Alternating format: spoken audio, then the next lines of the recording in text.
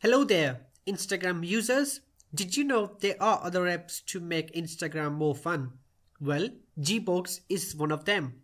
Gbox is a new app available to install right now.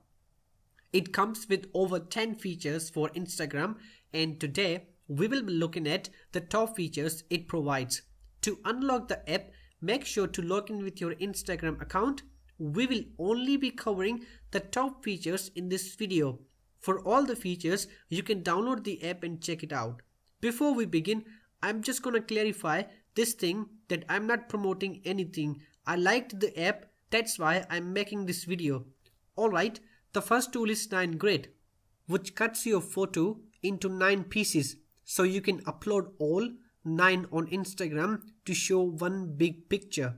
You can also change to 3x2 or 3x1 if you want. You can find the photos in your gallery. The next top feature is Color Picker, which helps you get the color of the image.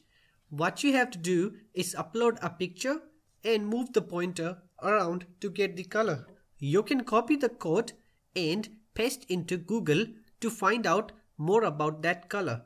Moving to creative fonts, you can type anything you want and the tool will change the font. Copying the text is one tap away. You can use the text on Instagram. Alright, the next one is hashtags. The feature is available in the Pro plan, but you can try it for 5 times. What it does is it generates the top 30 hashtags related to the picture you upload. It takes some time, but it will show you eventually. You can copy all and paste into posts. The next great tool is Repost. If you go back to Instagram and copy the link of a post and come back here, you will see the same post.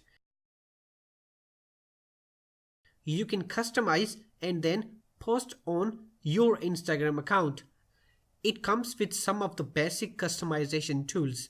Moving on to the next one, which is Swipe Photo. It does the same thing as 9grid, but it works great with photos taken in panorama mode.